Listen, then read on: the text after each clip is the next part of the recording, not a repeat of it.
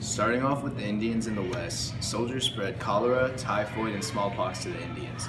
They also reduced the bison population through hunting. The federal government tried to appease the Plains Indians by signing treaties with the chiefs of various tribes. At Fort, bro, you shaking the paper. At Fort Laramie in 1851 and at Fort Atkinson in 1853, the treaties marked the beginning of the reservation system in the West. In the 1860s, the government grouped the Plains Indians into smaller plots of land, mainly the Greatest Soy Reservation in Dakota Territory and in the Indian Territory in Oklahoma. Then in 1858, America began its Pikes Peak gold rush. Minerals including silver and gold were discovered in the Rockies, prompting many 59ers or Pikes Peakers to rush to mountains in search of precious metals. 59ers also rushed to Nevada in 1859 after gold and silver were discovered at Cornstalk Lode. Frontier mining played a vital role in bringing people and wealth to the West. Discoveries of gold and silver also allowed the Treasury to resume special payments in 1879, usually payments for silver. Later in 1862 was the start of the Homestead Act.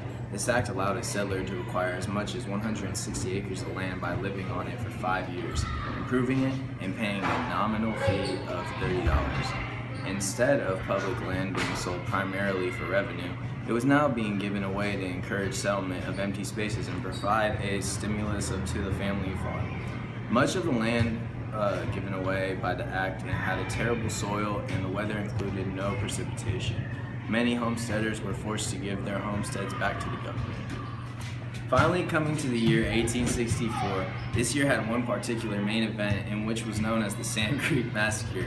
It was an awful battle in the American Indian Wars. It occurred on November 29, 1864, when a 700-man force of Colorado Territory militia attacked and destroyed a peaceful village in Cheyenne and Arapaho in the southeast Colorado Territory, killing and mutilating an estimated 70 to 163 Native Americans, about 2/3 of whom were women and children.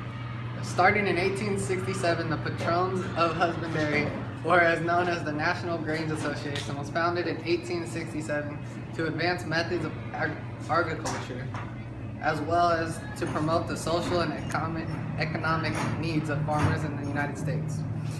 With the financial crisis of 1873, along with failing crop prices, increased in railroad fees to ship crops, and Congress reduction of paper money in favor of gold and silver devastation, farmers' livelihoods, and caused a surge in Grange membership in the mid-1870s, both at the state and national level. Grangers gave their support to reform-minded groups such as the Greenback Party and the Populist Party, and eventually the Progressives. Finally, in 1881, Helen Murray Hunt Jackson was an American poet and writer who became an activist on behalf of improved treatment of Native Americans by the U.S. government. She described the adverse effects of government actions in her book, A Century of Dishonor. Her novel, Ramona, dramatized the federal government's mistreat of Native Americans in Southern California after the Mexican-American War, and attracted considerable attention to her cause. Commercially popular, it was estimated to have about reprinted 300 times, and most readers like its romantic and pictorial qualities rather than its political content. The novel was so popular that it attracted many tourists to Southern California who wanted to see the places from the book.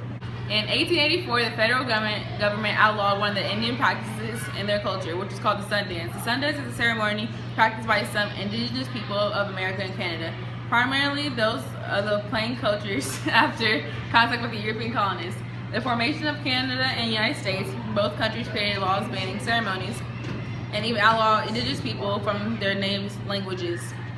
Those that continued to practice their culture were imprisoned or even killed for doing so. As a result, in order to preserve indigenous culture for future generations, most ceremonies went underground and were practiced in the street.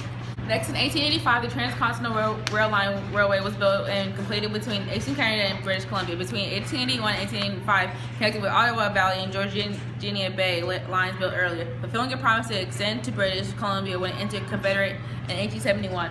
It was Canada's first transcontinental railway, but currently does not reach the Atlantic coast. Primarily a freight line, the Canadian Pacific Railway was for decades the only practical means for a long-distance passenger transport in most regions of Canada, and was instrumental in the settlement and development of Western Canada. From the years 1885 to 1890, the Farmers Alliance formed. It was an organized agrarian economic movement among farmers. American farmers. One of the goals of the organization was to end the adverse effects of the cropline system on farmers in the period following the American Civil War. And the Alliance also generally supported the government regulation of the transportation industry, establishment of an income tax in order to restrict speculative profits, and the adoption of the relaxation of the nation's money supply as the means of easing burden of repayment of loans by debtors.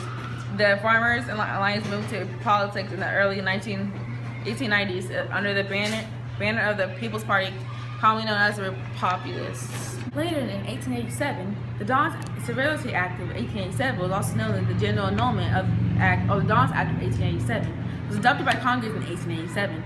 It authorized the President of the United States to survey American Indian tribal land and divide it into annulments for individual Indians.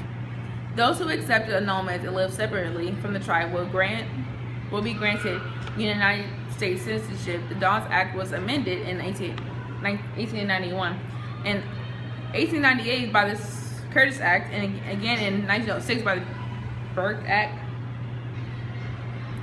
The act was also provided by what the governments would classify as excess those Indian reservation lands remaining after annulments, and sell those lands on the open market, allowing purchase and settlement by non-Native American Indians. In the years 1889 to 1890, the West experienced tremendous population growth from the 1870s to the 1890s. Colorado was admitted as a state in 1876 after the Pikes Peak Gold Rush.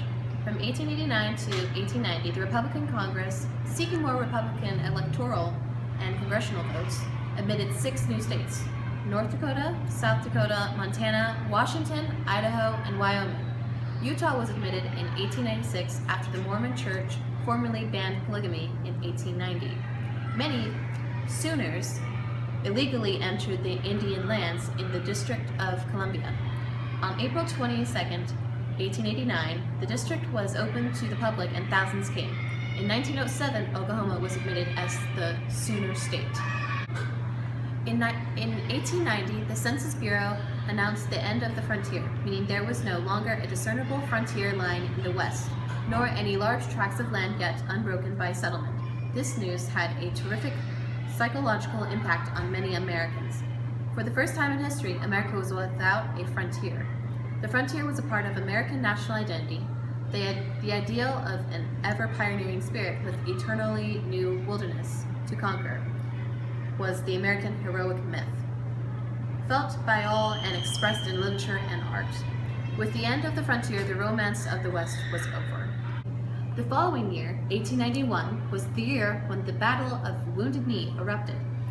On the morning of December 29th, the troops went into the camp to disarm the Lakota. One version of events claims that during the process of disarming the Lakota, a deaf tribesman named Black Coyote was reluctant to give up his rifle, claiming he had paid a lot for it. A scuffle over the rifle escalated, and a shot was fired, which resulted in the 7th Cavalry opening fire indiscriminately from all sides, killing men, women, and children, as well as some of their fellow soldiers. The Lakota warriors who still had weapons began shooting back at the attacking soldiers, who quickly suppressed the Lakota fire. The surviving Lakota fled, but cavalrymen pursued and killed many who were unarmed. Frederick Jackson Turner was an American historian in the early 20th century based at the University of Wisconsin until 1810 and then at Harvard. He trained many PhDs who came to occupy prominent places in the history profession. He promoted interdisciplinary and quantitative methods, often with a focus of the Midwest. Then in 1893, he became best known for his essay, The Significance of the Frontier in American History, whose ideas formed the frontier thesis. He argued that the moving western frontier shaped American democracy and the American character from the colonial area until 1890. Later, in 1894, Coxey's army was a protest march by unemployed workers from the United States, led by Ohio businessman Jacob Coxey. They marched on Washington, D.C. in 1894, the second year of the fourth-year economic depression that was the worst in United States history to that time. Officially named the Army of the Commonwealth in Christ, its nickname came from its leader that was more enduring. It was the first singular popular protest march on Washington, and the expression, "enough food to feed Coxey's army," originates from this march. Next, the United States presidential election of 1896 was held on Tuesday, November 3rd. It climaxed an intensely heated contest in which Republican candidate William McKinley, a former governor of Ohio, defeated Democrat William Jennings Bryan, a former representative from Nebraska, in one of the most dramatic and complex races in American history. As well as McKinley becoming president in this year, Utah was admitted to Union. A year later, in 1897, the Dingley Tariff Act was passed by Congress in July 1897. The Dingley Tariff Act increased duties by an average of 57%.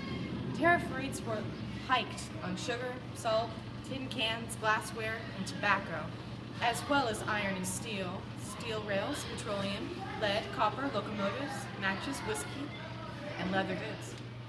Starting off in the year 1900, the Gold Standard Act of the United States was passed in 1900, approved on March 14th, and established gold as the only standard for redeeming paper money and stopping bimetallism, which allowed silver in exchange for gold. It was signed by President William McKinley. The Gold Standard Act confirmed the United States' commitment to the gold standard by signing gold a specific dollar value, just over $20.67 per troy ounce. This took place after McKinley sent a team to Europe to try to make a silver agreement with France and Great Britain.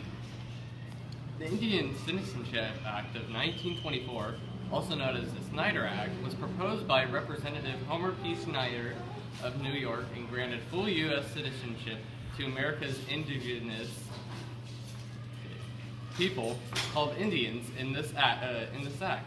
While the 14th Amendment of the United States Constitution defined as citizens any person born in the U.S., the amendment had been interpreted to restrict the citizenship rights of most Native people. The act was signed into law by President Calvin Coolidge on June 2nd, 1924. It was enacted partially in recognition of the thousands of Indians who served in the armed forces during World